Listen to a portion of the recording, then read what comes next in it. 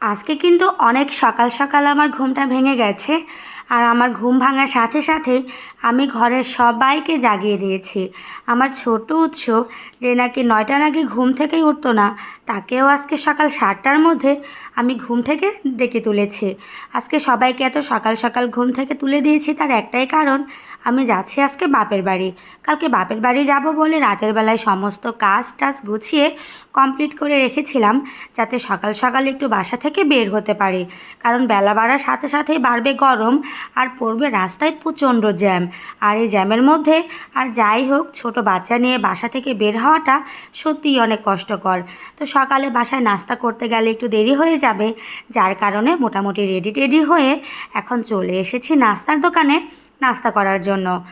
আজকে নাস্তার টেবিলে ছিল সবজি আর ডাল, যেটা আমার জন্য, আর উৎসর বাবা নিয়েছিল একটা ডিম ভাজি আর সাথে পরোটা। আমরা ঢাকার বাইরে কোথাও বেড়াতে গেলে সবসময় চেষ্টা করি একটু সকাল সকাল বের হয়ে যাওয়ার জন্য, যার কারণে আমাদের কোথাও বেড়াতে গেলে সর্বপ্রথম প্রস্তুতিটা কিন্তু রাত থেকেই শুরু হয়। আর এখানে আমাদের সবার নাস্তা করা কমপ্লিট। তো রাস্তা দিয়ে হাঁটছিলাম, হঠাৎ করে চোখে পড়ল বেত ফল বা বেতুল ফল। ছোটোবেলায় আমরা এগুলোকে বলতাম বেতুল ফল। ছোটোবেলা কত খেয়েছি। তো হঠাৎ করে দেখছি রাস্তার পাশে এগুলো বিক্রি হচ্ছে, দেখেই তো পছন্দ হয়ে গেল। 20 টাকা দিয়ে 100 গ্রাম কিনেছি। কেনার পরে একটা ফল ভেঙে মুখে দিয়েছি, এত অস্বাদ খেতে। কিন্তু ছোটোবেলা যে খেয়েছি সেটা কিন্তু ছিল একদম টক আর মোটামুটি ভালো লাগার মতো। আর এই জায়গাটা হচ্ছে শ্যামলী বাস স্ট্যান্ড বা শ্যামলী ফুটওভার ব্রিজের নিচে। এটা হচ্ছে আমার বাড়ির কাছ থেকে খুবই কাছে, একদম হাঁটার রাস্তা। তো এখানে আমরা গাড়ির জন্য অপেক্ষা করছি। এই যে দেখো, রাস্তা কিন্তু এখনও মোটামুটি ফাঁকা আছে। আর সূর্য উঠলেও সেভাবে এখনও সূর্যের তাপ গায়ে লাগছে না। আমরা এখানে বাসের জন্য অপেক্ষা করছি।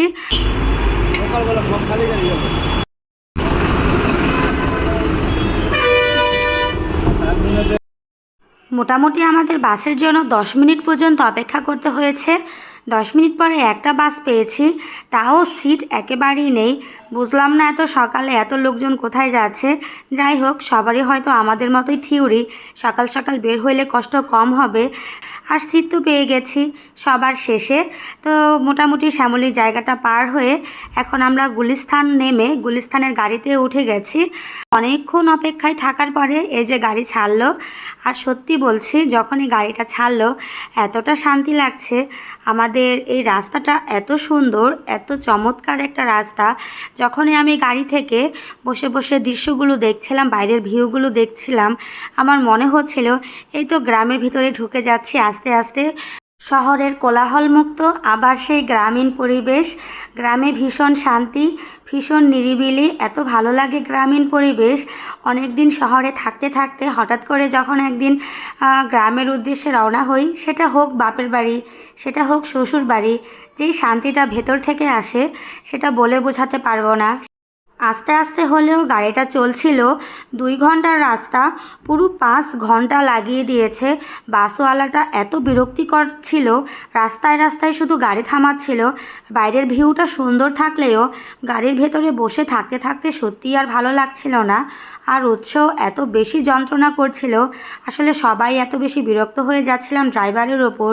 তো যাই হোক, কিছু করার নেই, ও ওর মতো গাড়ি চালিয়ে যাচ্ছে। আর আস্তে আস্তে গ্রামের দিকে গাড়ি ঢুকছে। বাবা, অবশেষে বাসায় আসতে পেরেছি।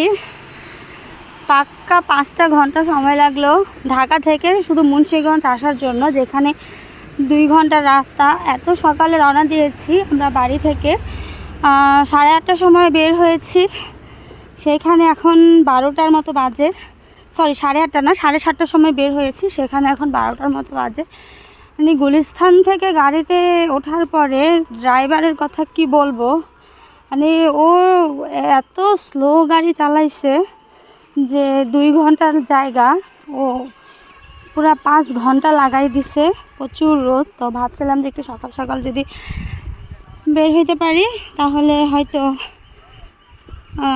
খারাপ লাগবে না গরমে অতটা, যেহেতু ছোট বাচ্চা আছে সাথে। কিন্তু ওই গাড়িওয়ালা এত পরিমাণে বেয়াদব, কি বলবো, গাড়ি চালায় কি চালায় না খুবই আসতে কষ্ট হলো আজকে, তো অবশেষে বাড়িতে আসতে পেরেছি। অনেক ক্লান্ত লাগছে, আর তো শরীর দিচ্ছে না এই অবস্থা, একদম ঘামে ভিজে টিজে তারপরে এসছি। তো যাই হোক, আর ব্যাগটা এগোর সাথে আছে মোটামুটি, যে আমার হাতেও ব্যাগ আছে।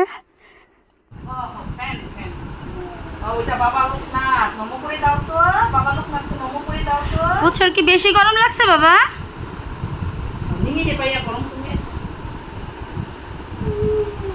দাও জল দাও মা।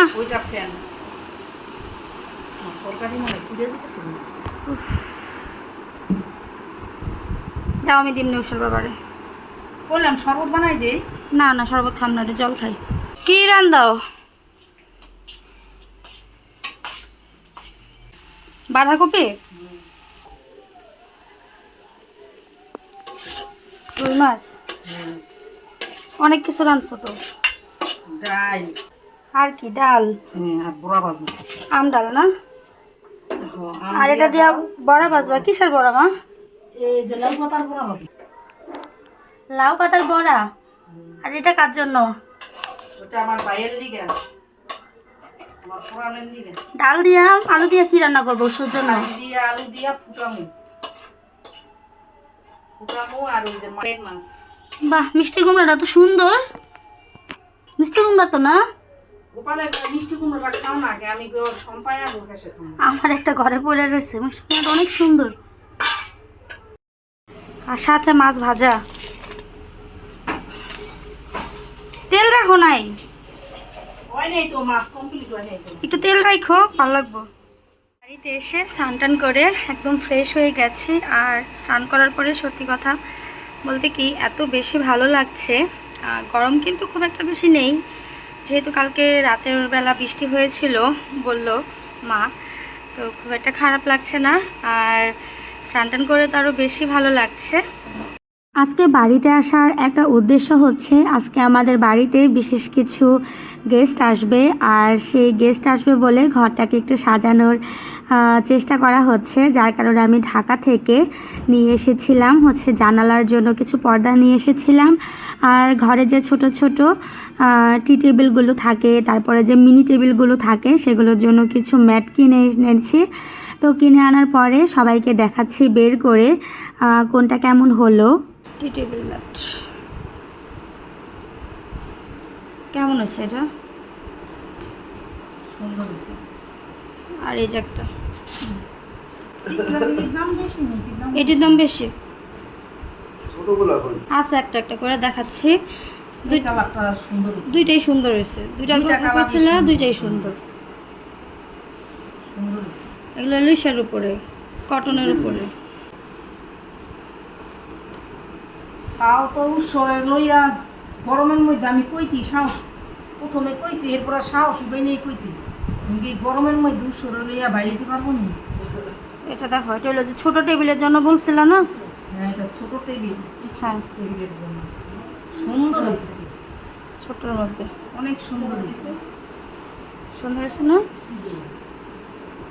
অনেক খুঁজা টুইজা তারপরে হচ্ছে দেখছি অনেকখানি পছন্দ হয় না লাস্টে। এই যে দেখো এটা সুন্দর এটা হয়েছে। তো পলিথিন দিয়ে রাখবো। এটা আরো বেশি সুন্দর লাগতেছে। সব কয়টাই সুন্দর। ওইটা একটু রং আছে ফুলের মধ্যে, আর এটা হলো আর কি ইসের মধ্যে একরকম। কই নিয়ে যাবি?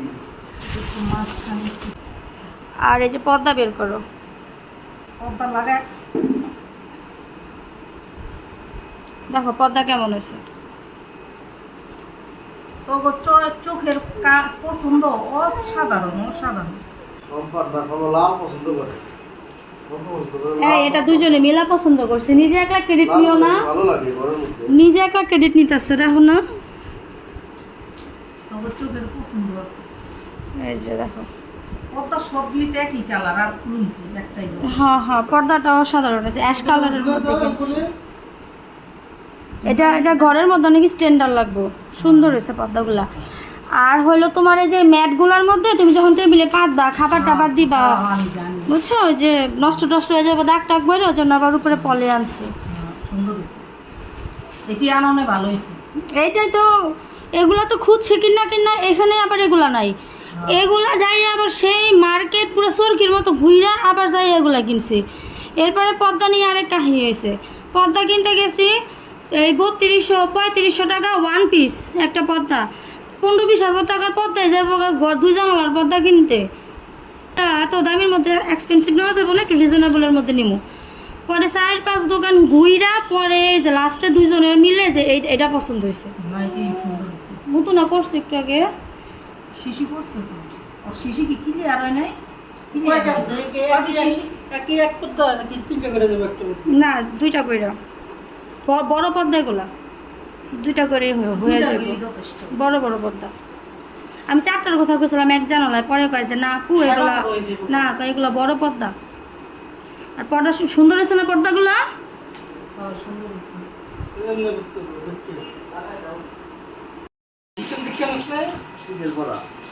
বাহ, লাউ পাতা আমাদের লাউ পাতা নাই, এই ওই দেখি। বাসার থেকে আনছি। দাও আমারে দাও। এখন হচ্ছে একটু ভাত খেয়ে নিচ্ছি। মোটামুটি আসার পরে হচ্ছে বেশ ভালো রকমেরই খিদা লেগেছে। মা হচ্ছে আজকে অনেক কিছুই রান্না করেছে। বাঁধাকপির তরকারি, এখানে খাসির মাংস রান্না করেছে, ডাল, বড়া কই আমারে বড়া দাও। আর এই হচ্ছে লাউ পাতার বড়া, একদম মুচমুচে। কয়টা নেমু? নে তুই যে কটা খাইতে পারো। একটা নেই।